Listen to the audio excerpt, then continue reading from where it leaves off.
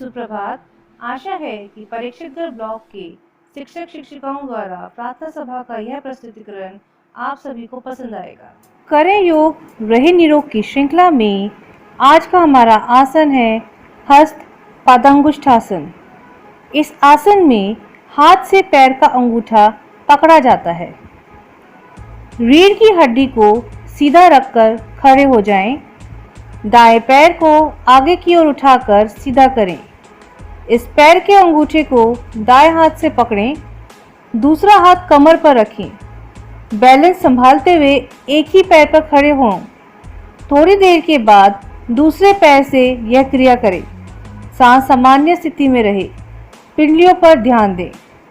इस आसन को करने से थकावट दूर होती है, शरीर के सभी अवयवों को शक्ति मिलती है, चुस्ती बढ़ती है, नाभि अपनी जगह स्थिर रहती है।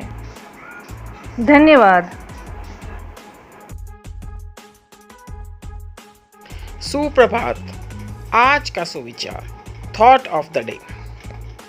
Don't give up, life rewards success to those who work hard to achieve it.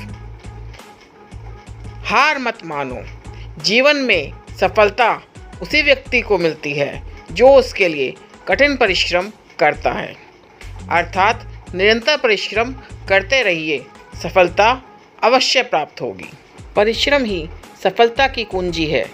धन्यवाद। सुप्रभात दोस्तों, आज रविवार के खास में हम चर्चा करेंगे नागासाकी दिवस पर। मैं हूं आपके साथ आपका दोस्त अजय कुमार।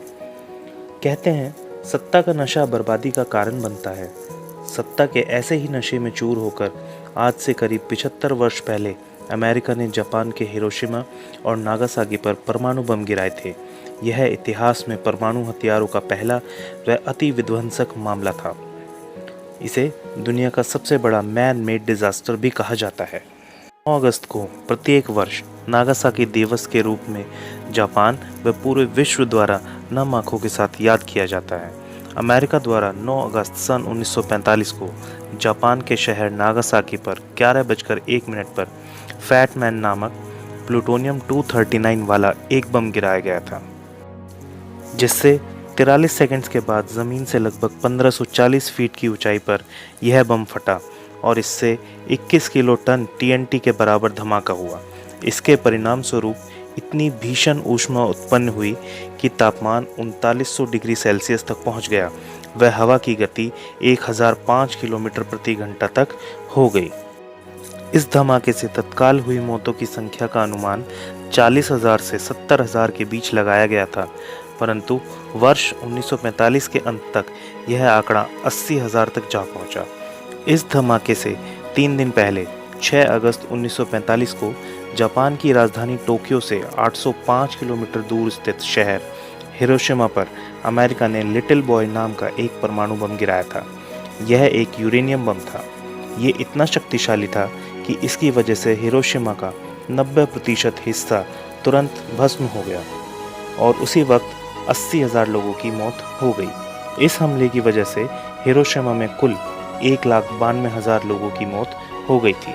विश्व विजयी बनना हर ताकतवर देश के तानाशाह का सपना होता है। हिटलर ने भी ऐसा ही एक सपना देखा था, जिसने पूरी दुनिया को विश्व युद्ध में प्रतिभागी और उसके विध्वंस का साक्षी बना दिया। जापान ने 7 दिसंबर 1941 को अमेरिकी नौसैनिक अड्डे पर्ल हार्बर पर एक विनाशकारी हमला किया और उसे तबाह कर दिया, और यह उकसावा अमेरिका के लिए द्वितीय विश्व युद्ध में कूदने का एक खुला न्योता बन गया।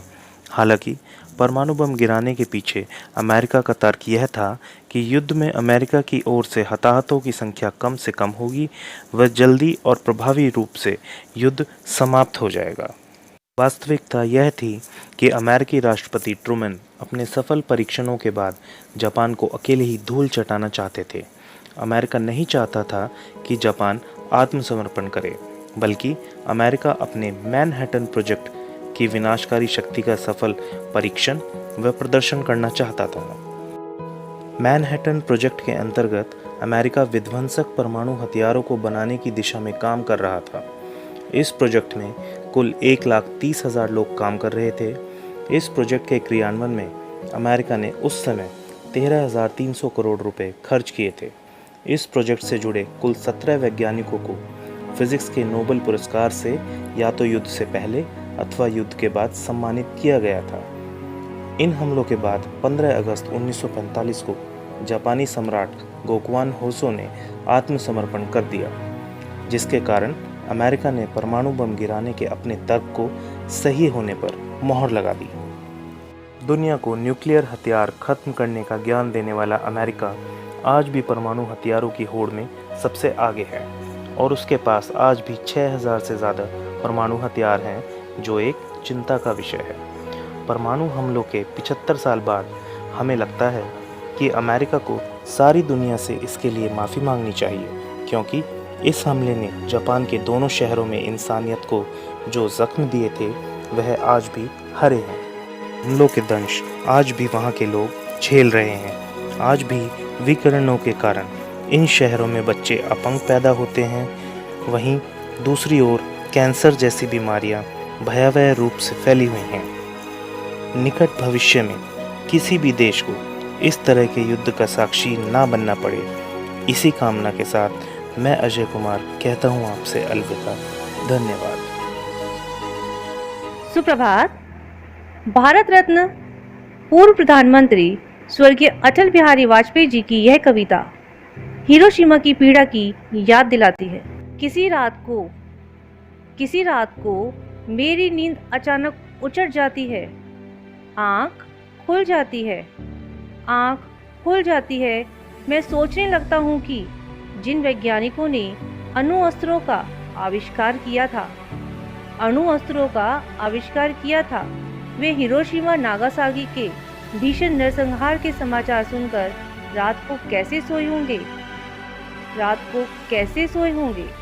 क्या उन्हें एक क्षण के लिए